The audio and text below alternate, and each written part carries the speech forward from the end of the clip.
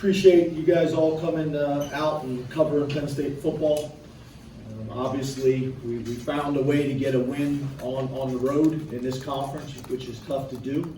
The other thing that I'm very proud of is it's hard to win week after week consistently in this conference, and especially on this side of the conference. Every week you turn on TV, and there's teams that are supposed to win that don't. 50% of the country is unhappy right now. So the fact that we're 1-0, I'm pleased with. We won the field position battle. We won the turnover battle. We clearly did not win the penalty battle, but we won the explosive play battle. Didn't meet our goal. Obviously, field position led by Blake Gillikin was huge in the game. That was a real positive for us. We had a bunch of injuries. I don't think they're injuries that are going to be long-term injuries, but injuries that held guys out. So we had to go way down our depth chart. And then to see a guy like Marquise Wilson, get his first interception was big. So overall, I'm pleased that we got the win. In a sloppy game, it rained the entire game. I don't know how it looked on TV, but it was a sloppy game. We were able to score enough early on in the first half before things got too messy to be able to get a win. So I'm pleased with that. The bye week's coming at a tremendous time for us. Looking forward to maximizing the bye week and taking the next step. So open up the questions. Raise your hand. We'll get a mic to you. James, to your right. James, over here. Sorry. How did Sean play in this kind of weather, and was it a priority to get Ruth involved more in the offense? No, I know. A lot of times we have those discussions, and guys are like, "Well, how come this guy's not getting the ball, or this guy's is getting the ball, or vice versa?"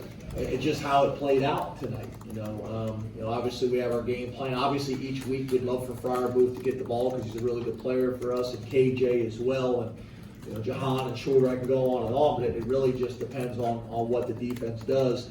Once we call our play, a lot of those ones to Pat were RPOs for us, and we easily could have handed the ball off, but how they defended to stop the run allowed us some one-on-ones either down the middle of the field or on the perimeter, and he was fortunate to be able to execute them. So it wasn't like we went into it with a different mentality than we've had each week.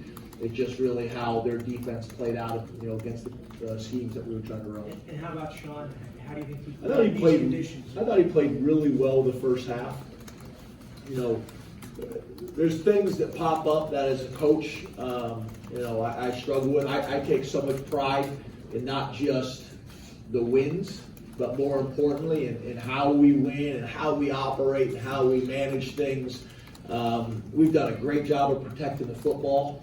The interception that we had is not how we do things. That's not how we operate. So that one bothered me. Probably more so because I have such high expectations with him, with how well he's played this year in terms of managing the football. But rolling out to the right, throwing back to the left, across the field, wet game. That's not who we are. That's not good football. But overall, I love the kid. The kid plays with his heart. 99% of the time, he's making great decisions. And he's growing up, right before our eyes. This is a tough place to come win, and especially under these conditions. So overall, very, very pleased with him. But I thought his first half he played really well. Second half, we just weren't as clean. Some things showed up that I think are uncharacteristic of us. James, how would you evaluate your special teams' performance tonight? Yeah, obviously the way we were able to punt the ball and pin them deep. I said to you guys the other day, obviously you'd love to score every possession, but if you're not, you want to pin people deep, and we were able to do that pretty consistent tonight. I think the last 2 weeks that's been huge for us.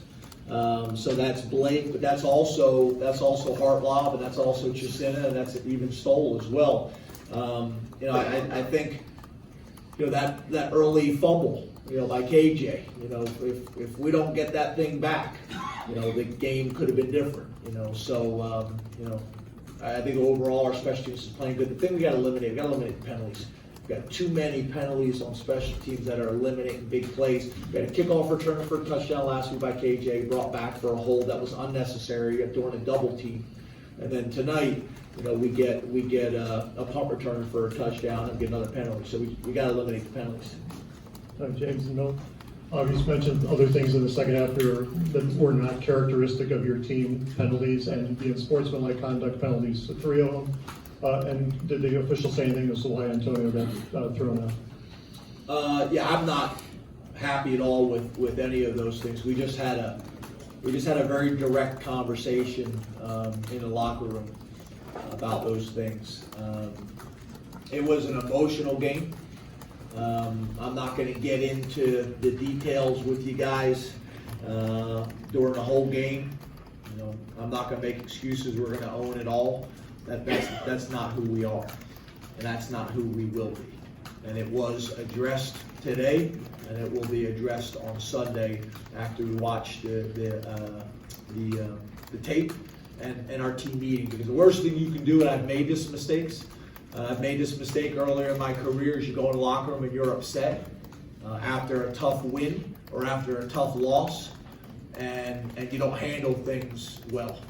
And it was addressed very clear, very direct, and we'll do it again on Sunday. That's not who we are. And I think the people that have covered us for 6 years, I can be criticized for a lot of things. I don't think that's one. We've played a disciplined style of football around here. I take a lot of pride in the 700,000 fans fans and alumni we represent. James, a lot of the intangibles in this game, what they call them, seem to line up against you guys. And you're a straightforward football coach. You, I think, believe the best team wins if they're best coached and play best. But still, they had a bye week. You had a tough game, physical game last week. The weather sucks. This place has been a house of horrors over the last few years. Do you deal with this kind of psychology, or you just forget about it? No, I mean, obviously we're aware of it. With the players, I mean. Yeah, we're aware of it as coaches and as players. We're definitely aware of it. But we didn't address it, with the team. We did talk, briefly about some of those things, but as you guys know, I'm a process-oriented guy, so we don't talk about rankings. We don't talk about whatever the challenges may be that you address, and all those things are real. I'm not saying they're not real. We made some modifications to practice because we had 3 really challenging games in a row. You talk about a game against Iowa at night on the road. That's been what you call a horror story for a lot of people in their stadium, at Kinnick Stadium. And then the next week, whiteout against one of the most talented rosters in the country at our place. Tough, physical, emotional game, and then have to come back and do it again against this group. As much as I want everybody to take it one game at a time, every single one of our 700,000 alumni, every single one of you guys looked at this 3-game stretch. On our schedule, and we knew this was going to be a challenge. So for us to be able to get through it, and get into this bye week, is really important. So it's going to be important how we handle this bye week, that we take a step, that we clean some of these things up. But I'm proud of the guys. I'm proud of how we handled it. All those things that you mentioned are right. We didn't address them. We made some modifications in how we practiced and things like that because we had an awareness of it. But we're fortunate to be able to come in here and get a win against a really good program, a really good team, and the winningest coach in their program's history. James, 4th and 1 at midfield, and you're up 14-0. Call timeout. Can you talk about the decision to go for it and what that meant to the momentum the rest of the way? Yeah, that came up earlier in the year. Called a timeout, 4th down. Thinking on whether we should go for it or not. And what I try to do in those situations, I kind of have my gut that what I want to do, but I always try to include the defensive coordinator. So I brought Brent over and got his perspective because Obviously, if we don't get it, his defense has got to go in there and step up, or do we punt it? And my gut was telling me to go for it, but I wanted to run it by him. He agreed, and we went out and executed it. To me, that's very similar to how we've been in 4-minute offense this year. We've been pretty good in 4-minute offense. Very similar in that situation, being able to pick up a tough yard against one of the better run defenses in college football. So that's how we got there. And then the offensive line and running backs executed. And I thought Coach Ronnie did a really good job of handling the situational calls. Time for 2 more. James, it's been almost a year since you discussed going from a great to elite last October and talking about making the program essentially uncomfortable and getting there. A year later, where are you at on that arc? We're 1-0, and I'm very uncomfortable all the time. I get about 3 hours a week where I'm not uncomfortable on Saturday nights. Hopefully that will continue. But I think we're in a good place. We got a healthy locker room that cares and loves for each other. I had a really good group of coaches because I was emotional after the game. And I got a really good group of coaches that kind of have my back as well. So, yeah, we're 1-0, and I'm uncomfortable for most of the week. And I think the coaches are, and I think the players are. But, there is some sanity in the 3 hours that we'll get. What time is it? So 2 hours, or 4 hours. 4 hours. Than it was 2 years ago. Yeah, the 4 hours that we got to enjoy this thing, and then get back to work. Hey, James. Hey, buddy. Good, how are you? Good. Good. Hey, you lost a couple of defensive backs. You lost a running back today. Talk about the role your depth played in this victory for you guys. It's unbelievable that we got to the last question, the first running back question. Yeah, I think the depth stuff was huge for us. You look around college football, the best programs are able to put a first team in, a second team, and a third team in. There's not really a whole lot of drop off. Like I mentioned, I think early someone asked me a question. We had a bunch of injuries that I don't think are gonna go into the game after the bye week. I don't see that. I hope not. Knock on wood. But the fact that we're able to put Trent Gordon in and he plays well, and then he has to come out, and then Marquise goes in and he plays well and gets an interception. You got to do that, and I think it's more challenging, than ever. Just the way our society is, the way college football is. I do believe very, very strongly that the players that stay at Penn State, through the good and bad and ups and downs and twists and turns, there'll be adversity. But the players that stay at Penn State will get a great education, number one.